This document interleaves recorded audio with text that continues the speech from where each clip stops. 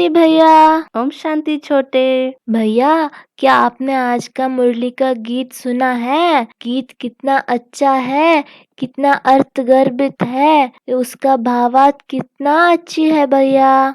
तो मैंने गीत से यह सीखा है कि हम ऐसा कोई कर्म ना करें जिससे हम बाबा से दूर हो जाए। हाँ छोटे, गीत का अर्थ बहुत अच्छा होता है। मुरली सॉन्ग सारे ही बहुत प्यारे हैं, इसीलिए तो बाबा लगाते थे और वो हम सभी को प्रेरणा देते हैं। तो आज बाबा ने ये कहा छोटे कि यह जो दुनिया है ये कब्रिस्तान होने वाली है, इसलिए इससे दिल नहीं लगाना है, हमें परिस्तान को याद करना है। बाबा ने परिस्तान के लिए कहा कि बाबा समझा रहे हैं यह जमाना अब कब्रिस्तान बनने वाला है। पहले यह जमाना परिस्तान था, अब पुराना हो गया है, इसलिए इनको कब्रिस्तान कहते हैं। सबको कब्र दाखिल होना है। बाबा ने कहा पुरानी चीज कब्र दाखिल होती है ना, माना मिट्टी में मिल जाती है। तो बाबा ने ये कहा कि तुम बच्चों को सिर्फ ये जानना है कि दुनिया को जानने की हमें जरूरत नहीं है। कुछ विलायत वालों को मालूम होता है कि कब्र दाखिल होने का समय दिखता है, तो तुम बच्चे जानते हो कि अब परिस्तान स्थापन होने वाला है, जो हमारे बाबा हमारे लिए परिस्तान स्थापन करने आया हुआ है। तो बच्चे भी समझते हैं कि अगर कब्रिस्तान से दिल लगाई तो घाटा पड़ जाएगा। भैया, क्या आपको पता है हम गरीब बच्चों जैसा खुशनसीब दुनिया में कोई भी नहीं होता। आपको पता है क्यों? क्योंकि हम गरीब बच्चे ही डायरेक्ट उस बाप के बनते हैं जिससे सदगति का वर्षा मिलता है।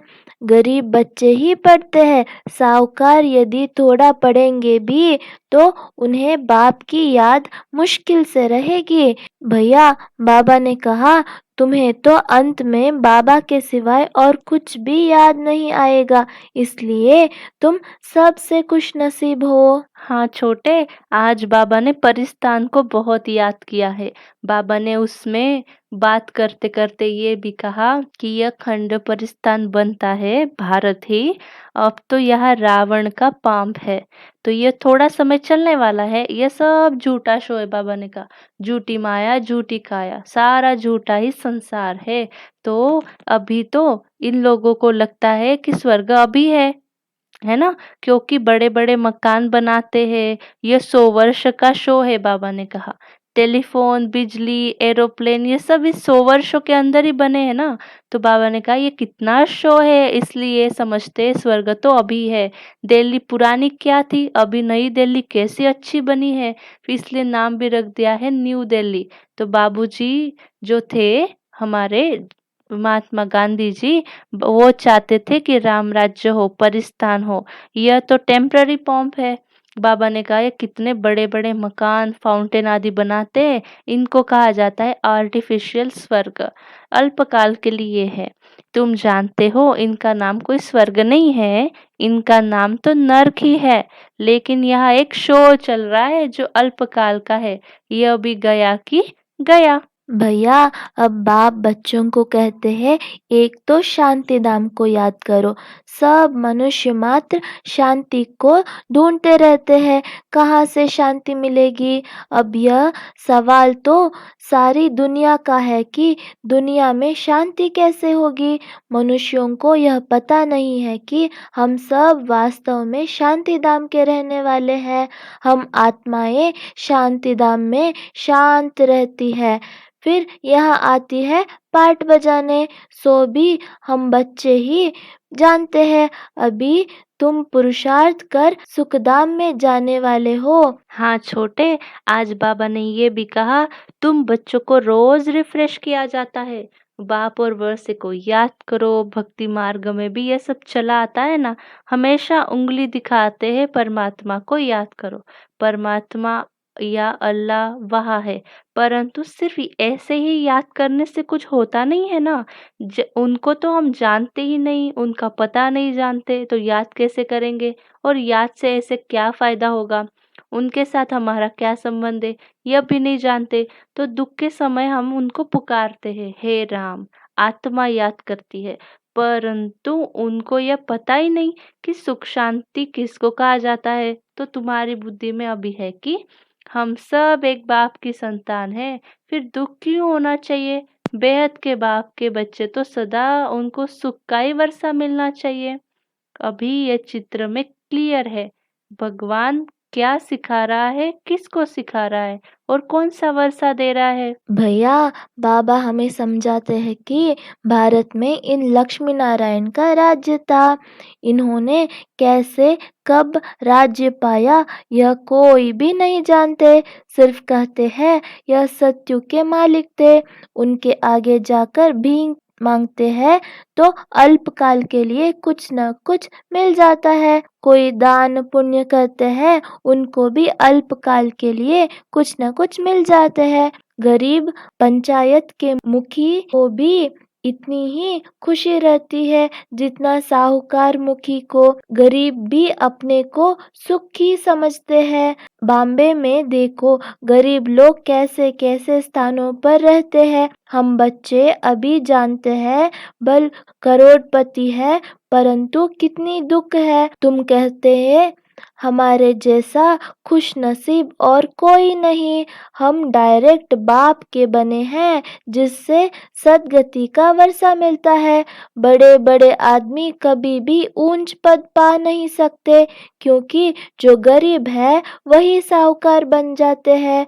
पढ़ते हम हैं, वह तो अनपढ़ है करके थोड़े पढ़ेंगे भी, परंतु बाप को याद नहीं करेंगे। इसीलिए बाबा कहते हैं वो अनपढ़ है। हाँ छोटे, बाबा ने याद किया है आज बहुत ज्यादा कब्रिस्तान और परिस्तान को। तो बाबा ने कहा बुद्धि में रहना चाहिए, हम जो धंधा कर रहे हैं ये थोड़े समय के लिए है।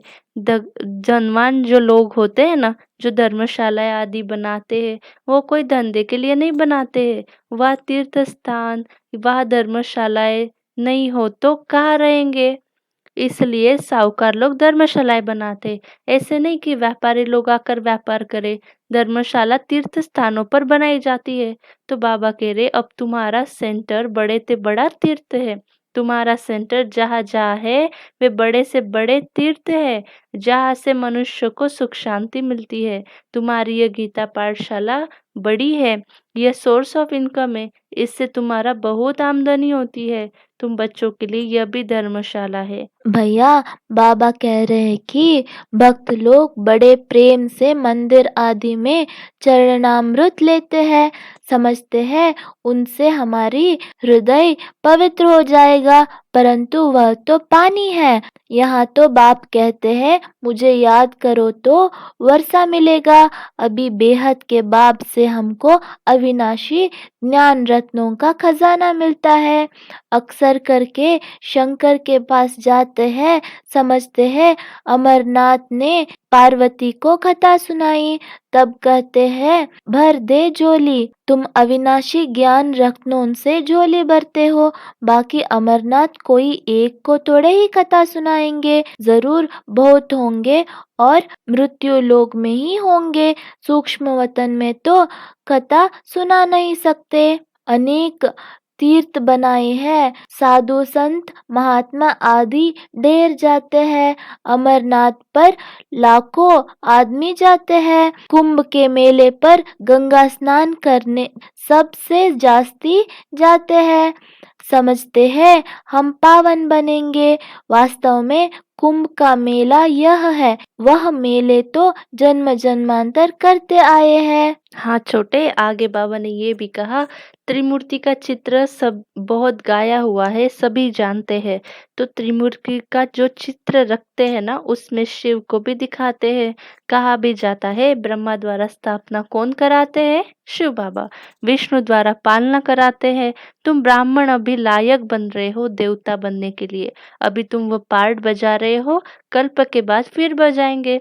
तुम पवित्र बनते हो, कहते हो बाबा का फरमान है काम रूपी शत्रु को जीतो और मामे को भी याद करो, यह बहुत सहज है।